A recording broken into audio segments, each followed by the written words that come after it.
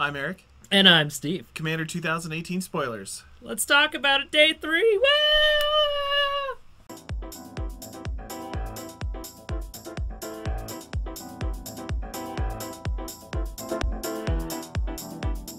Welcome, Planeswalkers, again to Collector Mania's YouTube channel, and thank you for joining us for episode 40.2 of Let's Talk About It. Day 3, July 25th of Commander Spoilers. As normal, if you could like, comment, subscribe, all that stuff. We've had a lot of good comments in the last 2 days, 3 days. And then, if you're subscribed, hit the bell for notifications. If we're worthy of your play group, go ahead and share with your play group. So, Steve, break into it? Yes, there's this is definitely better than yesterday. We got some really cool stuff right after we had essentially cut off our episode. And then we got some really, really good stuff this morning. So we'll start off with Bloodtracker. This is one of the cards we missed yesterday. So 3 colors and a black vampire wizard, 2/2 flying. You can pay a single black and 2 life, put a +1/+1 counter on Bloodtracker. When Bloodtracker leaves the battlefield, draw a card for each +1/+1 counter on it. Really good. Yes. Vampire Tribal, I've been, there all these days ever since Innistrad, so I love seeing new vampires. My wife really, really likes seeing new vampires, so this will go into a lot of decks. Plus, it goes into a lot of +1/+1 counter decks as well. So. And it's a wizard, which I'm true. not happy about. Why? I hate wizards. Oh, yes, you do. It's just like the new Toothy card, very similar, except you can activate it yourself. Like, not bad, especially like you said, you can add it in a +1/+1 counters deck, like a Golgari or something. Like, very, very good card, very strong. Next, we have Crash of Rhino Beetles, 4 and a green for a 5/5 creature insect with trample. Crash of Rhinos gets +10/+10 as long as you control 10 or more lands. I love how whimsical this artwork is. Like, it's just like these giant beetle rhinos. Just like tearing through Zendikar. And it looks like there's like a Felidar cat running from them, 2 or 3. There's kind of like 3 layers. In a cool factoid, I showed Seth this, and he said, did you know that a grouping of rhinoceros is called a crash? No. So there you go. Oh, okay. Just like a pod of whales or like a flock of geese or something. Crash of rhinos. A crash of rhinos, yeah. That makes 100% sense. Yeah, it's like, why are you using a verb? But it's the noun for a group of rhinos. Yeah. So. Awesome. Cool. Yeah, definitely a sweet, sweet card. Imagine a 15/15. Imagine getting copies of this. Like, oh gosh, yeah. Hopefully there's Mirror Sigil Sergeant in the band deck. I doubt it, though. If not, you can add it. Yes, you can. Okay, and then we've got Gyrus, Waker of Corpses, X, and then Jund. Legendary creature Hydra, 0/0 of course. Gyrus, Walker of Corpses, enters the battlefield with a number of +1/+1 counters on it equal to the amount of mana spent to cast it. Whenever Gyrus attacks, you may exile target creature card with lesser power from your graveyard. If you do, create a token that's a copy of that card, and that's tapped and attacking. Exile that token at the end of combat. So I know that I was pretty down on the Jund deck yesterday. I think this is a step in the right direction. I actually really like this card. I wasn't sold on it at first. I had to read through it a few times, but after I started realizing, oh, the X just starts adding up that commander tax. Like, bringing back a creature from your graveyard can sometimes just win you the game. Like, there are certain ones that you only need to do it once. I mean, it doesn't really matter. You've played it twice, essentially, if it's been killed. Also, the Command Zone did spoil this one. This was their spoiler, and they brought up a lot of really good points about, like, Parallel Lives and Sundial of the Infinite, so on and so forth. So, really cool card. Really impressed with it. Like I said, I think, the Lord Wind and Grace is still the best out of the 3, but this is probably second place, and, of course, the Spider. Yeah, the Spider. Yeah. Although Seth brought up some pretty good arguments about the Spider yesterday. So, but once again, like we said, that might just be more his play style, less our play style. Yeah, definitely. Yeah, I come to think of it, like you said, even that X, the commander tax, is like, just like our Prosh buddy, can be really good. So I like the art too. Super wicked. It looks swampy. It looks like it should. Yes, I agree. Next we have Loyal Apprentice. Boy, I wish I talked about this one for my Brutaclad deck. Loyal Apprentice, 1 in a red, 2/1 Human Artificer with haste and Lieutenant. At the beginning of combat on your turn, if you control your commander, create a 1/1 colorless Thopter artifact creature token with flying, gains haste until end of turn. So, I mean, this is a Duretti player's dream. Yep. I love this card right off the bat. Slow bad, this also fits into there. And obviously with the Brutaclad and all those guys, like, this is just a good card for 2. Like, that's I would consider this to be a 3-cost spell. You know what I mean? I think this is a little bit, ahead of the curve in my opinion. So yeah, I mean, all you got to do is have your commander, even if it's only like turn 3, this into on turn 2, commander turn 3, or commander turn 1 if you're nuts, or this turn 3. And now that I'm looking at it, like, this fits right into Kari Zev. I mean, my gosh. Yeah. Like, creating a token and then a 2/1 haste at 2? Yeah. Like, my goodness. So this has 1v1 application too? Yeah. So far, there's one more of the loyal cycle that we have today, likely, and then one that we didn't talk about yesterday, which we'll get to. But so far, pretty impressive. Like, yeah, here you go. I've got Loyal Guardian, so 4 colors and a green. Trample, Rhino, 4/4. Lieutenant, at the beginning of combat on your turn, if you control your commander, put a +1/+1 counter on each creature you control.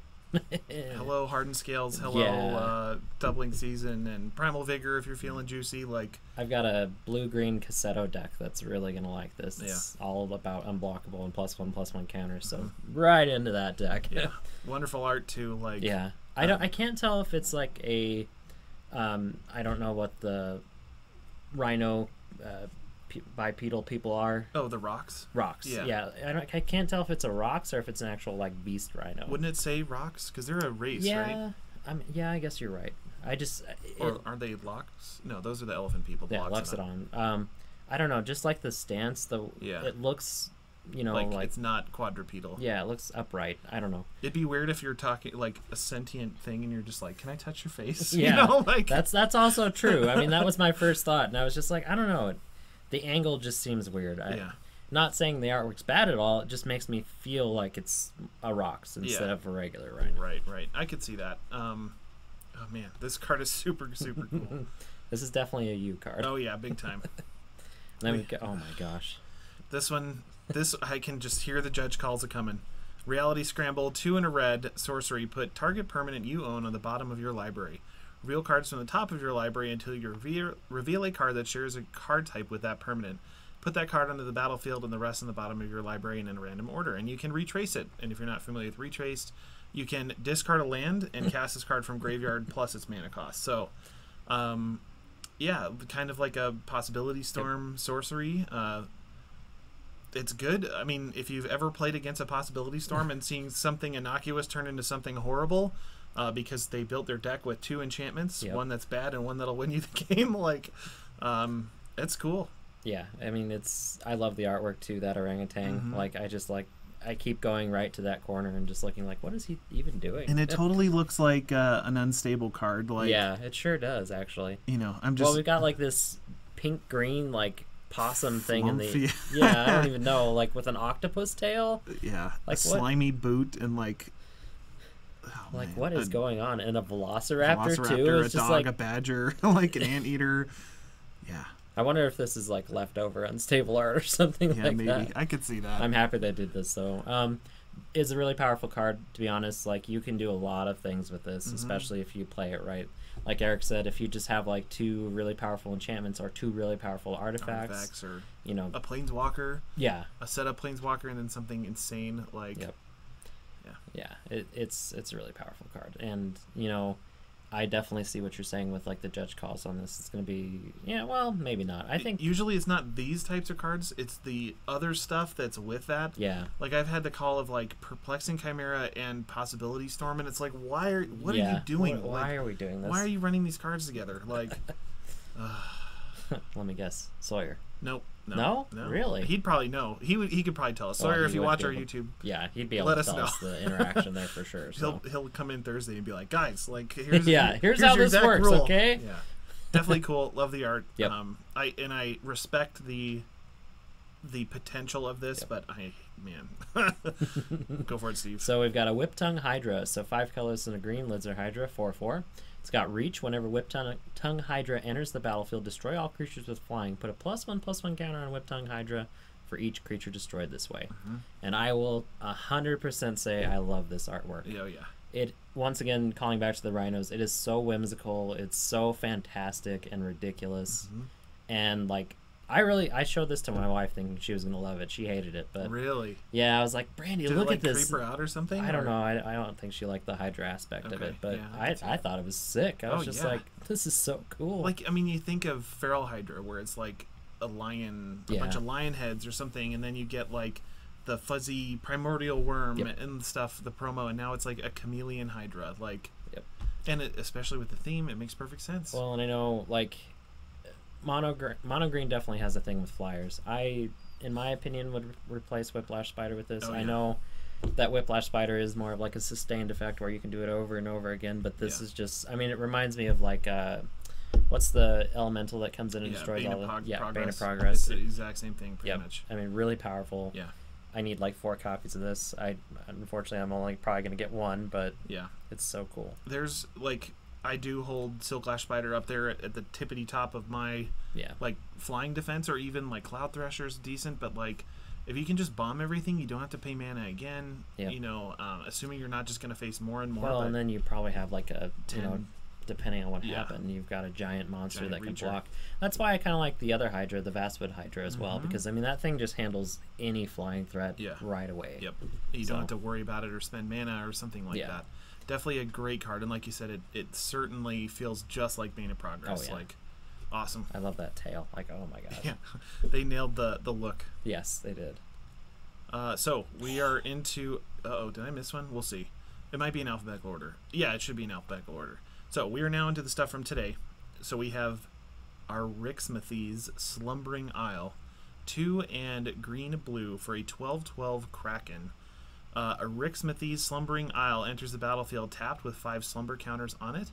As long as Arixmethes has a slumber counter on it, it is a land. It's still a creature, or is not a creature, excuse me, kind of hard to see there.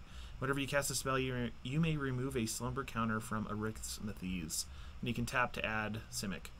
So this is so freaking cool. Yeah. Like, this is the kind of, I know yesterday I was bashing on them about being maybe a little bit too cute, but this is the kind of cute that I appreciate. Yeah. Like, my goodness, people have been asking to do like legendary lands as commanders forever, and here we are. We have a legendary land commander essentially. I just wish it had like subtype land or something like that. That would push it over the edge probably, but really, really cool. Yeah, and the artwork is just so cool. It's like a giant like crawfish. Yeah. I don't know if you can see from the photo, but he's got his little pincers and like his head sticking out. You just got to take a look at it for a little bit, and then you'll start seeing the giant lobster kraken. And this will be in foil, which will be awesome. Yeah, I'm trying to think of where I want to put this. I don't even know. And if we think about ways to deal with this, you could copy this with a Thespian stage, and it would have no counters on it, right? Yep. And then, you'd lose the original, but you'd have a Thespian stage copy. Well, and then it would just go to your command zone. And then you cast them for 6 next time. Yeah, not a bad deal at all. And then there's Hex Parasite, but that's got a color identity of black, right? Yeah. So, other way, and then I guess Vorel could move counters, right? Yeah. So he only moves ++ counters, huh? Correct. Yeah. Okay. So I'm just trying to think of ways to get rid of these slumber counters. I know or you could just cast spells. I mean, we don't have to break it. You know what? Go ahead. I'm just kidding. You're right. We've got Empyrial Storm. So 4 colors, 2 white, sorcery. When you cast a spell, copy it for each time you've cast your commander from the command zone. Create a 4/4 white angel creature with flying. Meh. Kind of cool.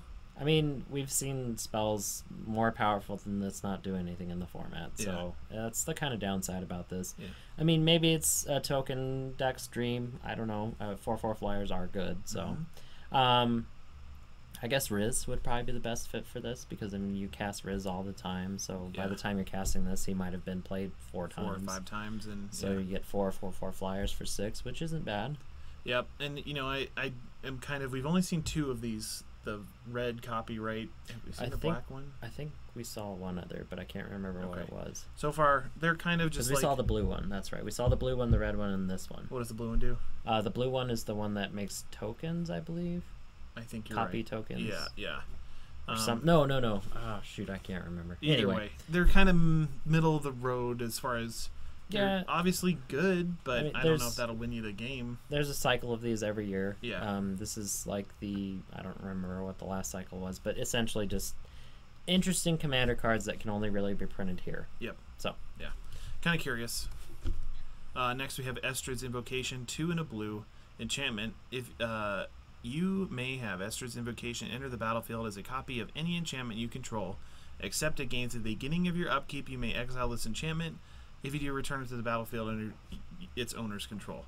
So, just kind of like a bouncing, choose your own enchantment type thing. Well, and I don't know, I look at this and think Brago right away, because there are a lot of enchantments that are in there that want to be bounced already. And then having that ability to like double bounce essentially in a turn is really cool. Past that, I don't really know. Like, I'm sure like Enchantress builds may want this for some reason. But most of my enchantments in my Enchantress builds don't have like ETB effects. It's more like a static kind of thing. Effect, right. And maybe having two of them, it's like, oh. Although I could see this with, for example, like a Super Friends deck bouncing like the Oaths. Like, that could be pretty good. Not a bad idea. Because, I mean, there are some pretty good ETBs on there. Like, I mean, think about Gideon's just being able to bounce it, make 4 dudes instead of 2, and then doing that like every turn. Yeah, and like you said, pairing it with something else like a blink your permanent type thing. So yep. Or a Johnny's. Actually, a Johnny's is really good. Yeah. Just adding a loyalty counter to all your planeswalkers. Okay, well, I found a home for this. Super Friends, build it today. We have Heavenly. Did I read? Yeah, go ahead. This one's mine. I'm sorry. It's okay. I almost read the red one too. So you're gonna get the Merfolk if it comes up though. That's awesome. Heavenly Blademaster. So 5 colors and a white creature angel, flying double strike. When Heavenly Blademaster enters the battlefield, you may attach any number of auras and equipment you control to it. Oh my gosh. Other creatures you control get +1/+1 for each aura and equipment attached to Heavenly Blademaster. Oh my gosh. Oh yeah.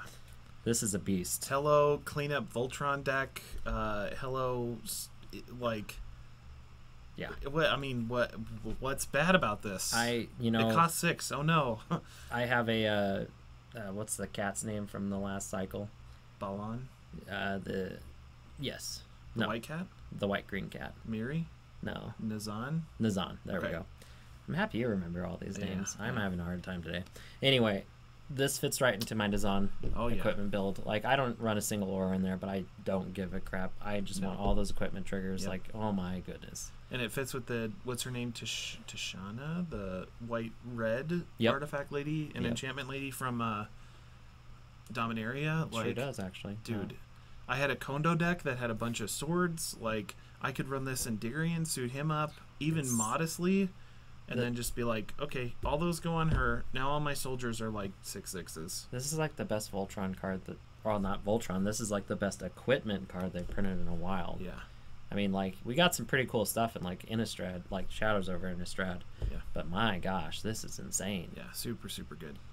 Calling it here. Most powerful angel in the set. Yeah, I think you're right. And especially with Double Strike, like, yeah.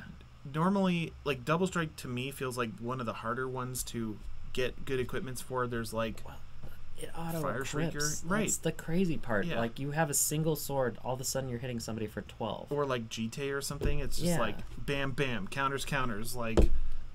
That's insane. And your entire team gains a benefit from it. Yep. That's... You think of even a Loxodon Warhammer, like... Yeah. Double Strike really amps things up, and that's why this is so lopsided. Like, 3/6 for 6, Double Strike. Okay, so a 6/6 for 6, like, and suit up, instant, buff your team. Why isn't this legendary? I don't know. This should be legendary. I was gonna say, why isn't it mythic? Because it's like, they can't print this. But, no. Man. Oh my gosh. Yeah, well, nobody would play any other Voltron-y, artifacty commander if this were legendary. Yeah. It's ridiculous. Like, SRAM, sorry. This is crazy. Yeah. Awesome. Super, super cool. I like the double-wielding, angel aspect of it, too. Okay, so next we have Kestia the Cultivator. So 1 and Bant, 4/4, legendary enchantment creature, Nymph. Bestow for 3 in Bant. So if you don't know what Bestow is, it was from Journey to Nyx and Theros and all that stuff. You can make this an enchantment, and when it dies, or your enchanted creature dies, this creature falls off and becomes its own creature. So instead of paying 4, you can pay the 6, get the Bestow enchantment, giving something +4/+4. And whenever enchanted creature or an enchantment creature you control attacks, draw a card. Perfect. So, this artwork has been stunning since it came out, and it looks amazing on the card with that gold border. Like, and it's got the Nyxborn border as well. It's beautiful. Yeah. I like the card personally. Like, it fits right into my 4-color Enchantress deck. You know, all that's trying to do is suit somebody up and kill somebody with something ridiculous like Rafik or something like that. So it's perfect for that. on its own as a commander, I think it's really interesting, a bestow ability in the command zone. Like, that's really cool. I don't know if we've seen that yet. I can't remember anybody Is that had Chromanticore? No, he's not legendary. He's not legendary? That was one of the big Chromanta fuffles of the set. I could see that, yeah. Yeah, I mean, oh, gosh. That was also Born to the Gods, where they screwed up the skeleton guy, too. You know, they messed up a few things there, but that's okay. They do that all the time. Tisk, tisk. Tisk, tisk. Yeah, awesome card. I like the fact that I hate when cards say, draw a card if you deal combat damage. Yeah, it's like, me that's too. never going to happen. Yeah, just let me do it on attack. Yeah, please. And here we go. Yeah, so really cool card. And like you said, that artwork that's so, like, surreal. Like, well, and the contrast is what gets me. Like, those clouds against that dark sky, whoever, the artist here, yeah. Mr. or Mrs. Chen. Yes, you did. Fantastic. You knocked it out of the park here. Yeah. Those clouds are stunning. So fantastic. Yep. Okay, so we've got Octopus Umbra. Probably my favorite artwork from the set, though, because it's ridiculous. So 3 colors and 2 blue. Enchantment Aura. Enchant creature. Enchant creature has base power and toughness 8/8, and it has whenever this creature attacks, you may tap target creature with power 8 or less. Totem armor, of course. Really cool card. Yeah. It's not, like, overpowered by any means. Like, it's not, like, wowing me or anything like that. But it's just sweet that we got another totem armor, our aura. And octopuses are probably my second favorite animal. So, yeah, it's just cool. I was going to say, yeah, you've got a place in your heart for octopi, octopodes, however you say it. Octopies. Yeah, extra cool art. Decent effect, I'd say. And totem armor, I usually think of the white and the green totem armor. So another good blue one is sweet. Yeah. Next we have Turntimber Sower, and Steve brought up a cool point about this. 2 and a green for a 3/3 elf druid. Whenever 1 or more land cards are put into a graveyard from anywhere, create a 1/3 green plant creature token. 1/3? What did I say? 1/3? Yeah, 0. 0, 1. Math, guys. I was like, what 0, are you 1. talking about? I wish. Pay green, sacrifice 3 creatures, return target land card from your graveyard to your hand. So, pretty good. And Steve had mentioned the flavor text Zendikar's wounds can be healed. So a nice little button up on the story there. Yeah, this guy's clearly on a Eldrazified Zendikar, and he's planting trees, and yeah, super, super cool. I wonder if we'll ever return to Zendikar and, like, see, like, I don't know, like almost, I would consider the plane to be starving right now. Like, most of its mana was drained. No mana, yeah. Most of everything was killed. So it's interesting to wonder how a plane recovers from that, because I mean, obviously most of them, when they're at the end of that process, they're completely gone. Like, they're consumed. So I don't know. I'm really interested in that lore aspect of the Eldrazi. Like, I want to find out more about that. I hope we get, like, an answer to all of that. That doesn't mean we need, like, 4 Eldrazi sets again, but it would be awesome if we got to see, like, maybe, like, Emrakul break out at some point and completely consume something, and maybe, like, resurrect the other 2 times. Well, I guess technically they're not dead. They're, like, in the blind eternities, right? Yeah. Like, their feeler, or whatever they want to call it, was chopped off, and now they're just kind of, like, in there. So I don't know. Like I said, I love the Eldrazi as a tribe. I hated that it went to Innistrad, but what can you do? It'd be cool, like you said, to see what resolves that conflict. Kind of like the whole Mirrodin New Phyrexia thing. Like, I was talking to a customer about that. Like, that'd be cool to see what happens with all that. Well, and, like, we got a little spotlight on that with the Brooded Clad. Like, we got to see, like a little snippet of what was going on. Yeah, doesn't look good. No, it looks pretty still screwed up, and, like, we've got giant mirror guys making more mirrors. I don't know if he's technically I would call him a mirror. Yeah, I think you're right. Like a legendary mirror. He makes a 2/1 mirror. Yeah, so I mean, it just makes sense. Like, maybe he's like the mirror. What was King. It? Yeah, Mirror King. Sounds like Mercat King or something. Yeah. Anyway, I love these little story spotlights, and pretty much all of these cards have that. We just may not recognize all of them. Like, this one's clearly Zendikar, so it's, like, very, like, in your face. Like, oh, here we go. Yeah, happened 2 years ago. Yeah, like, really. It's still fresh in everybody's mind. So, Steve. Oh. So we've got Tuvasa, the Sunlit. So Bant. People have been waiting for this for a very long time. I will start this off by saying that. Legendary creature, Merfolk Shaman. That's the important part. 1/1 Tuvasa, the Sunlit, gets +1/+1 for each enchantment you control. Whenever you cast your first enchantment spell each turn, draw a card. Yeah, people have been wanting Bant, Merfolk for so many years. Bring those blue-white merfolk from Lorwyn and the Yep. blue-green from Ixalan together. Yep. Perfect. Yeah. Absolutely perfect. And even if you just want it for like an enchantment, an extra way to draw from your enchantments, because there's a bunch of those. Like yeah, I mean, I see this being like a tribal figurehead. I don't know if the deck's necessarily going to run a whole lot of enchantments. Yeah. They did give us some pretty cool ones in Ixalan, which is actually perfect. Like, if you think about it, I forget the name of it, but it's a 3 cost. Whenever you cast a merfolk, you create a 1/1 merfolk. Deep Root Waters? It might be. And Okay. then we've got the one that says, whenever one of your creatures gets targeted by a spell or ability your opponent's control, draw a card. And then we've got things like Kindred, or not Kindred Kindred. Summonings, or oh no, The blue one. 5 cost blue. I can't Kindred remember. Discovery? Yes, that's Yeah, it. right, yeah.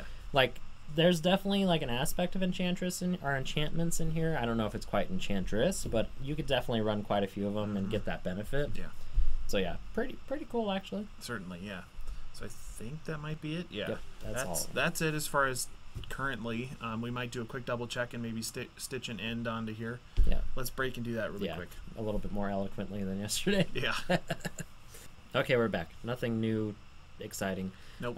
Some I think we got Sigil of the Empty Throne and then Winds of Wrath. You said. And maybe Bruna, it appears. Yeah. So some reprints, which we don't necessarily need to spend a whole lot of time on. No. So yeah, overall, I would say today is 100% better than yesterday. Yesterday was definitely a pretty hard, like, oh my gosh, what are we doing here?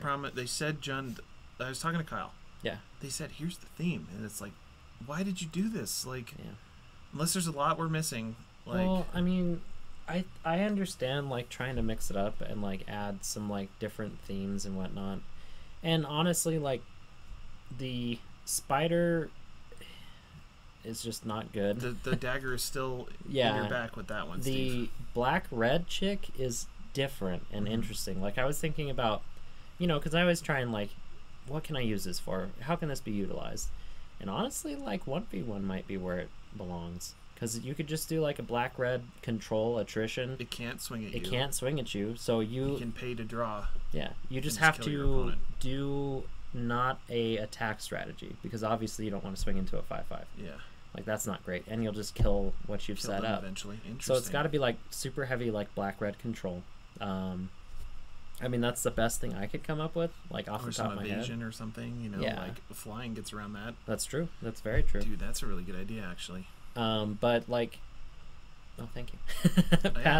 Past that, like, I don't know, a lot of the cards that were spoiled yesterday just weren't that crazy.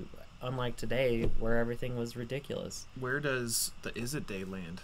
I think Izzet is, like, right in the middle. I think Izzet had some really good things going on for it. I think that the commanders were a little, I mean, they're good. They're just not, like, wowing me like these ones are. Like, these are, like, wacky and crazy. Like, the Kraken, like we were just talking about. Like, that card's crazy cool.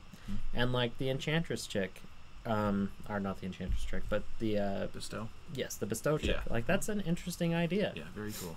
So I don't know. Like, maybe we were a little hard on them yesterday, but at the same token, like, I wanted to see lands matters, not attacks matters. Yeah. Which, I mean, I guess they did say it's like nature's vengeance or whatever, but yeah. At least with this one, like, 2 of our commanders are focused around, or 3 of our commanders are focused around enchantments, and, like, 1's a land. Okay, cool. Yeah. Definitely neat. And definitely more of a cohesive feel, I think. Hopefully that'll become clear with some reprints, maybe Friday or whatever, but looking forward to tomorrow with some Esper stuff. Yes, yeah. I'm excited to see what the heck they're doing there, too. Like, right now, on my ranking, I think this is Bant's the top, Izzet Artifacts is next, and then, like, Esper right now is there. Jun's probably on the bottom, but we'll see what happens. As far as power level or cool factor? Cool factor. Okay. I don't know about power level yet. We need to see the entire deck, because that's really hard to judge. Like, we could be totally off our base. Like, there could be a giant creature in there that says all of your lands are creatures all the time, and they have to attack all the time, but they're 12/12 indestructible vigilance, flying. Yeah. And can tap double for mana, like, then all of a sudden the Jun deck is stupid, crazy, ridiculous, but that's not going to happen, so. That's true. Yep. Well, Steve, what do you think? I think we've talked about it. Yep. Join us tomorrow. Hopefully, well, I'm sure they're going to spoil tomorrow. Oh, yeah, they're going to. Yeah. I would be surprised if we don't have the entire deck list by Friday. I think you're right. So very good. We'll see you guys then. Yep. Have a good day.